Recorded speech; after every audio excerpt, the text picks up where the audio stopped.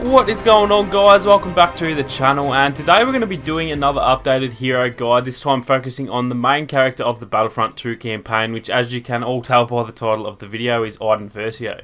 Now, IDEN would have to be one of the most improved characters in the game when you look at her now compared to how she was when the game first launched.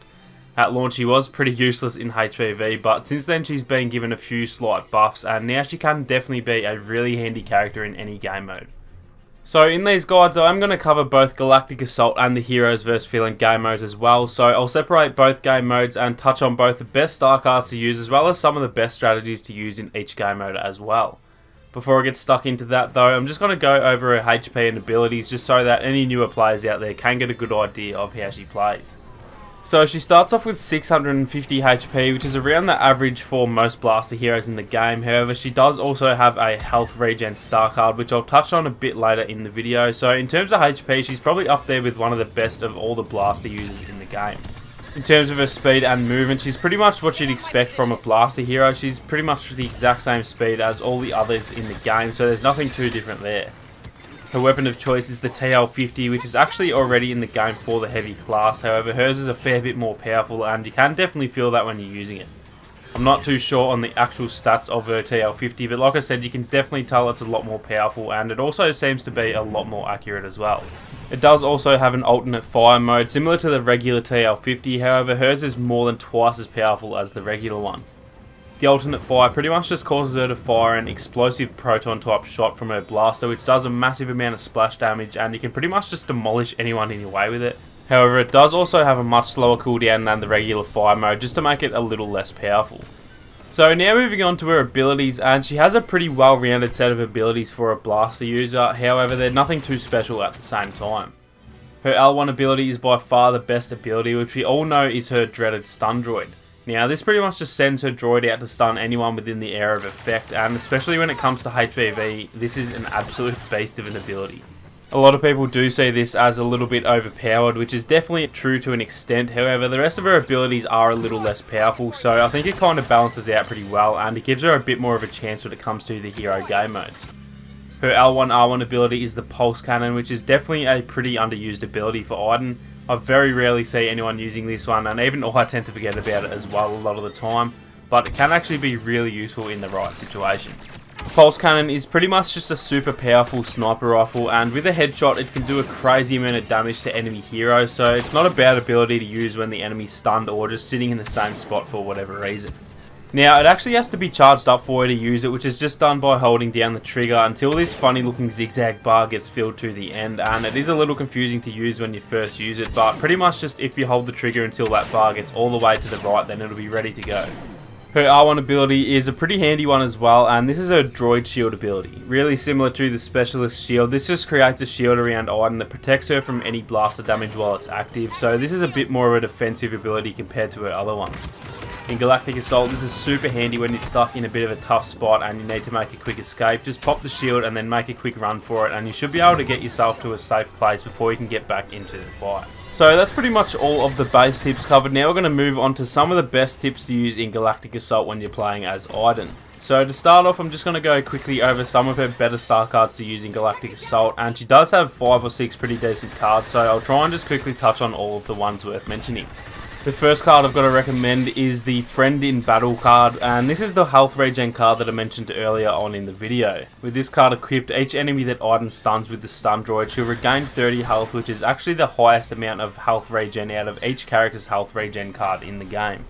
Not only that, but she'll regain even more health when she stuns an enemy hero, depending on how much you've upgraded the card, and fully maxed out, this is going to give you up to 70 health per stun, which is more than 10% of her health pool, so that's pretty crazy how much health you can regain. This is easily her best star card, so I'd definitely recommend using this at all times, regardless of which game mode you're playing. The next card I'm going to recommend is the Alternative Methods card, and this will just allow you to use her alternate fire mode more often, which is a lot more handy than you might think. As I mentioned earlier on, her alternate fire mode is crazy powerful, especially against regular troopers, so being able to fire it off more often means you're pretty much guaranteed to get at least a couple more kills with it each time you use it. The next card I'm going to recommend is her Droid Batteries card, which pretty much just decreases the recharge time for both her Stun Droid and the Droid Shield abilities by up to 25% when it's fully upgraded. This is another card that probably doesn't seem all that useful, but having your abilities available for use more often can be a massive lifesaver sometimes, seeing as they're both so effective. Due to her health not being as high as a Saber user, for example, she's much more reliant on the Stun Droid to try and regain some health, so the fact that she can use it more often with this card equipped is an absolute game changer. The last card I'm going to recommend for Galactic Assault is her Cooled Blaster Star card. Now this card makes it so that her TL50 builds less heat when you fire it, meaning it pretty much can fire for a longer period of time. This can be so useful in those situations where there are 3 or 4 enemies nearby. That extra little bit of juice left in the TL50 can help you finish off the last enemy or 2 rather than having to be defenseless while you cool down the weapon. So those are the 4 star cards that I generally switch between in Galactic Assault. Now we're just going to move on to some of the best tips for Galactic Assault when you're playing as IDEN.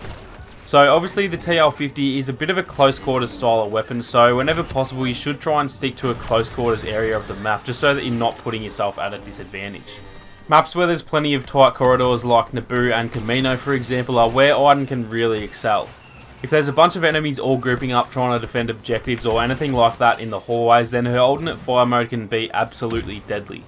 All you really need to do is just keep firing away into the hallways and you're either going to get a bunch of kills or you're just going to be able to clear the enemies away, which pretty much just allows you and your teammates to push in and take the objective.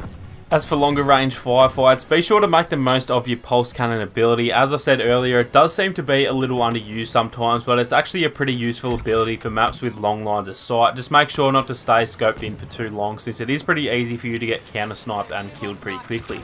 If you happen to be low on health, then make sure to use your Stun Droid ability as often as you can, and make sure you have the health regen star card equipped so that you can slowly start gaining back some health, which is not only going to increase those kill streaks, but it's also going to give your team a better chance at winning if you can stay alive longer with a hero. Now the last tip I have for Galactic Assault is just to try and find the perfect balance between playing aggressively and playing slowly. IDEN isn't really meant to be a super aggressive character, but at the same time there's no point in sitting back and doing nothing, otherwise it's just a waste of a hero slot for your team. Try and push into areas slowly and make sure there aren't too many enemies at once. You can really struggle sometimes when there's 3 or 4 enemies nearby, so just try and get yourself into areas where you can pick off any strugglers and try and keep the fights to a 1-on-1 or 1-on-2 wherever possible, and you should be perfectly fine. She's not really built for purely playing the objective like Bosk or Vader, so you do need to try and play a bit more of a Slayer role for your team, but still make sure to stay around the objectives just to make sure you can help out wherever possible. So that's all the tips for Galactic Assault. Now we're going to move on to some of the better star cards to use in the HVV game modes. So the 4 cards that I mentioned for Galactic Assault are still pretty useful in HVV as well. The Friend in Battle and Droid Batteries star cards are both really useful, however the Alternative Methods and Cooled Blaster cards are both probably a bit less useful in HVV and Hero Showdown. While you can still use those cards, I'd probably recommend you swap them out for the Acquiring Targets and Shock Reach star cards instead. Acquiring Targets increases the area of effect where the Stun Droid is searching for enemies, and then the Shock Reach card increases the area of effect when the Stun Droid actually goes to stun the enemy. Both of these cards are going to help not only you but the rest of your teammates when it comes to the hero game modes, as a stunned enemy is pretty much going to get melted majority of the time. I'm sure you all know by now that any hero with a stun can do pretty well in these game modes, so the fact that you can strengthen the ability makes her all that much better.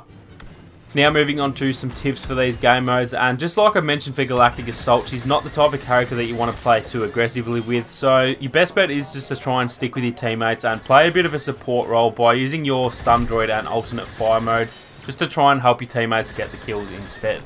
In saying that, you can still do extremely well with IDEN in a 1-on-1 with other blaster heroes, however she's not strong enough that you want to really rely on her too much, so definitely try and play it a bit safer whenever you can, and like I keep saying, try and use the stun as much as possible. Not only does the stun leave your enemies defenseless for a little bit, but it also helps you regen health as well with the right star card layout, so it pretty much works both ways in your favour. So that's going to be it for today's updated hero guide, guys. Hopefully some of these tips helped you guys out, and if they did, then make sure to leave a like down below to support the channel. Like I say in all my guides, I definitely left out some strong cards and strategies, as it's pretty hard to cram them all into one short video. So if you do have any tips of your own, then don't hesitate to leave them down in the comments section. If you are new to the channel, then feel free to subscribe and make sure to turn on your notifications so that you don't miss out on any more Battlefront 2 guides or live streams. Thank you guys so much for watching, and I'll catch you all in the next one.